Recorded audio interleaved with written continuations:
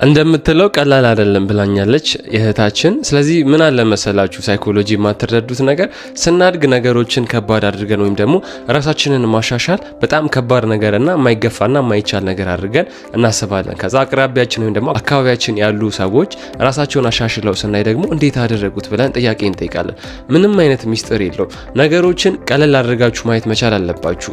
ሁለተኛው ደግሞ ሁሌ ነገሮች በራስሽ ቁጥጥር ውስጥ ያሉትን ነገር ማወቅ። ለምሳሌ የምታስቢውን ሀሳብ እዚህ ውስጥ ደግሞ ፊልም ማድረግ ያለብሽን ነገር ዲሳይድ የምታደርጊው አንቺ ነሽ። ለምሳሌ የሆነ ሰው መጥቶ መጥፎ ነገርና ጥሩ ነገር ቢናገርሽ ያንን ነገር አንቺ አእምሮሽ ውስጥ በመጥፎ ነገር ማየት ትችያለሽ ወይም ደግሞ በመልካም ነገር ማየት ትችያለሽ።